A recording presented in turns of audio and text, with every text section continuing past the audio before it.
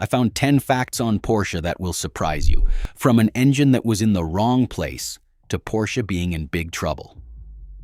Starting with number 10. In the 10th place, the Porsche 911 owes its legendary name to a last-minute scramble, not a grand marketing plan. When the car debuted at the 1963 Frankfurt Motor Show, it proudly wore the 901 badge. But just as Porsche prepared for full production, Peugeot stepped in, claiming exclusive rights to car names with a 0 in the middle. The response was pure improvisation. Ferdinand Alexander Porsche swapped the 0 for a 1, turning 901 into 911 in under half a minute, saving thousands of pre-made badges from the scrap heap. Only about 82 cars ever left the factory with the original 901 emblem, making them some of the rarest Porsches ever built. What began as a trademark headache became one of the most iconic numbers in automotive history, a reminder that sometimes the defining features of a legend are born from chaos, not control. Number 9. The Porsche 911 dares to keep its engine where logic says it shouldn't, hanging behind the rear axle, a choice inherited from the Volkswagen Beetle and the original 356. This layout gives the car a 40-60 front-to-rear weight split, planting the rear wheels for unbeatable traction under acceleration. But it comes with a price: lift-off oversteer. When a driver suddenly lifts off the throttle in a corner, the heavy tail wants to swing wide, a trait that made early 911s infamous for their unpredictable handling. Porsche engineers spent decades taming this so-called flaw, first with anti-roll bars, then with coil spring multi-link suspensions, and now with electronic stability control. Yet, even as rivals embraced mid- or front-engine setups for balance, the 911's rear-engine paradox became its signature. The very thing that should have doomed it turned into the heart of its legend. Number 8. The Porsche 911 came within inches of extinction in 1980. Years of declining sales and mounting losses pushed Porsche's board to a drastic solution: end the 911 and bet everything on the new, front-engined 928. In Helmut Bott's office, a wall chart spelled it out. Production of the 911 would stop in 1981. Enter Peter Schutz, freshly hired as chief executive officer. During a routine tour, Schutz saw the chart, picked up a marker, and drew a bold line extending the 911's timeline far into the future. Turning to Bott, he asked, "Do we understand each other?" The board reversed course the next day. That 3-second gesture didn't just save a car, it saved the soul of Porsche. The 911's survival wasn't a given, it was a defiant act at the edge of collapse.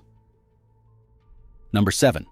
The 1975 Porsche 911 Turbo introduced a feature that was pure engineering necessity, yet ended up a style icon. The so-called whale tail spoiler was not just for looks. With the new Turbo's 260 horsepower engine, Porsche faced two urgent problems: how to keep the rear tires planted at speed, and how to cool the superheated air from the turbocharger. The solution was radical for its time: a raised, vented rear wing that doubled as an air-to-air intercooler housing. This tail delivered real aerodynamic downforce, pressing the rear wheels into the tarmac and taming the 911's notorious lift at high speed.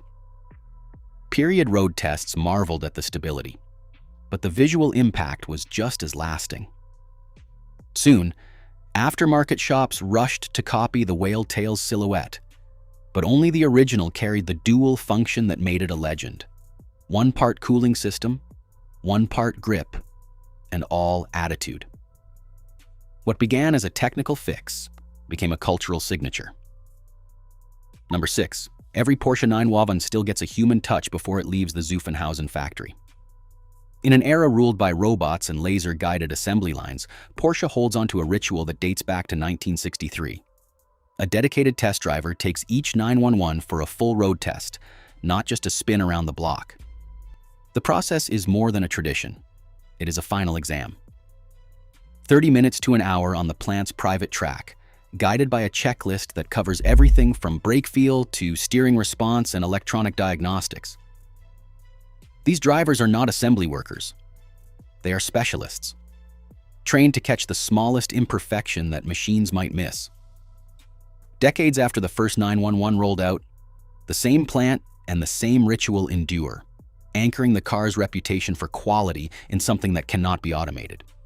In a world chasing efficiency, Porsche insists that every 911 must first pass through human hands.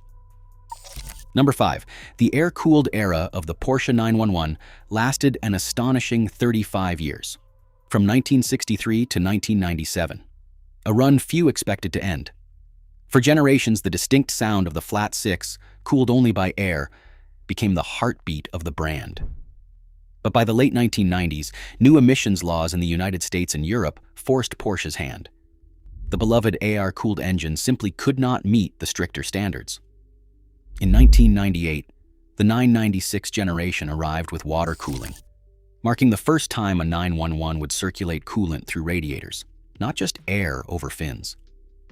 Purists mourned the change, and values for the final 993 air-cooled models soared as collectors scrambled to own the last of an era. The switch was not just technical, it was emotional. As Porsche balanced the pressure to comply with modern regulations against the soul of its most famous car. Number 4. The Porsche 911 has defied the passage of time by refusing to reinvent its face.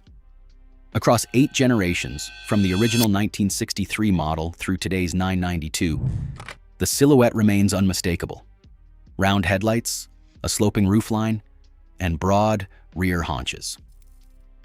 While rivals chase trends and overhaul their designs every few years, Porsche doubles down on continuity. The proportions set by the first 911 are still visible in every new model, even as the car's engineering and performance leap forward. This was never an accident. Porsche's official lineage charts in the museum show a timeline where each generation stands beside the next. The family resemblance impossible to miss. The result is more than nostalgia. It's a strategic choice that signals stability, identity, and confidence. In a world obsessed with novelty, the 911 silhouette is a quiet act of rebellion. Change everything except the shape that made you famous. Coming to the top 3, the 1981 Le Mans stands as a testament to Porsche's ability to turn desperation into victory. With budgets slashed and no new prototypes ready, Porsche's racing department faced a harsh reality. The only available cars were 3 936 chassis, already retired and sitting in the company museum. Mechanics pulled them from display, stripped off the dust, and began a frantic retrofit. Night after night, pit crews worked to update these aging machines, installing revised engines, upgrading suspension, and improvising fixes with whatever parts they could source. The gamble was audacious. Most teams arrived at Le Mans with fresh technology, and Porsche rolled out museum pieces, barely tested and running on hope. Yet, against all odds, car number 11, the 936, piloted by Jackie Ickx and Derek Bell, crossed the line first after 24 hours, beating the favorites and securing Porsche's 5th overall win. The victory wasn't just a triumph of engineering, it was a cinematic payoff for a brand that refused to accept defeat, proving that resilience and ingenuity can outpace even the most daunting obstacles. Number 2. The 1995 Porsche 993 Turbo shattered the stereotype of the high-performance, high-pollution sports car. While rivals struggled to meet tightening emission standards, Porsche's flagship Turbo posted numbers that stunned independent labs. EPA certification documents list hydrocarbon and nitrogen oxide emissions at just 0.5 grams per mile, levels more typical of a family sedan than a 400-horsepower twin-turbo machine. The secret lay in a combination of cutting-edge engineering, twin turbochargers, each feeding its own catalytic converter for rapid light-off, and a hot film air mass sensor paired with Bosch's Motronic M5.2 engine management. This setup allowed the car to fine-tune fuel and air delivery with surgical precision, keeping exhaust gases clean even under full boost. Add in second-generation OBD2 diagnostics, and the 993 Turbo became one of the first supercars to monitor its own emissions in real time. In an era when turbo meant raw power and dirty exhaust, the 993 rewrote the rules, proving that speed and responsibility could share the same badge. And finally, in first place, the Porsche 911 stands as proof that the world's most celebrated sports car was never the result of perfect planning or conventional wisdom.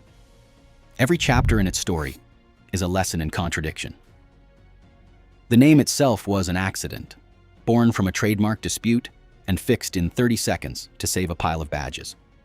The engine, hung behind the rear axle, defied decades of engineering dogma and created legendary handling, equal parts, fear, and fascination. In 1980, the board prepared to end the 911, only for a CEO with a marker to extend its life with a single, defiant line. The whale-tail spoiler, designed for cooling and downforce, became a symbol recognized from racetracks to city streets. Even as hand-built road tests survived the age of automation, Porsche clung to rituals that most brands abandoned. The air-cooled flat six, the silhouette that never changed, the museum cars that conquered Le Mans, and the turbo that proved speed could be clean. All these oddities became the DNA of an icon. The 911's greatest strength was never about following the rules. It was about turning every so-called mistake into a signature, every near miss into a legend. In the end, the car that refused to make sense became the car that redefined what sense means. Across all 10 reversals and near misses, one fact stands out. The Porsche 911 thrives by defying logic.